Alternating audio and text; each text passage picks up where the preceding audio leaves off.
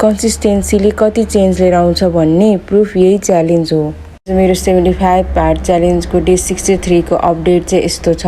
हरेक दिन जसरी नै आज पनि मैले यो च्यालेन्जको सबै रुल्सहरू राम्रोसँग फलो गरेको छु। 2 workouts, indoor outdoor, healthy diet, no cheat meals, 3.8 litre water, reading 10 page book, process photo, no excuse. आजको भागवत गीताको ज्ञान चाहिँ शरीर नाश हुन्छ तर आत्मा नाश हुँदैन, त्यसैले जीवनको गहिरो अर्थ बुझ्नु पर्दछ। म आउटडोर वाकको लागि आएको 45 मिनटको। अहिले चाहिँ इभिनिङको 5:30 भइरहेको छ। म इभिनिङ वाकको लागि हुब्राचौरमा आएको छु। 2-3 दिन भयो मेरो हेल्थ खासै राम्रो छैन, तर 75 पार्ट च्यालेन्जमा एक्सक्युज भन्ने कुरा हुँदैन। सन्चो नभए पनि डिसिप्लिन कन्टिन्यू गरिरहनु पर्दछ। कहिलेकाहीँ बडीले रेस्ट खोज्छ, माइन्डले पनि आज नगरे पनि हुन्छ भन्छ।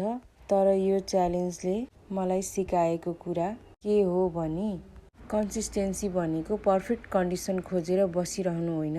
यदि तपाईँ पनि डिसिप्लिन बिल्ड गर्न चाहनुहुन्छ भने आजैबाट सुरु गर्नुहोस् र आफूलाई प्रुभ गरेर देखाउनुहोस्। हरेक दिन चाहिँ हामीले हाम्रो ह्याबिटमा सानो सानो चेन्ज लिएर आयौँ भने, डिसिप्लिन एड गऱ्यौँ भने हाम्रो लाइफ चाहिँ चेन्ज हुन्छ।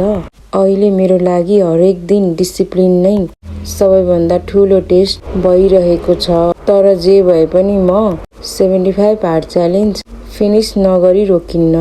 पहिला म एक्सक्युजलाई रोज्दै, आज भोलि कन्सिस्टेन्सी नै मेरो ह्याबिट बन्दैछ।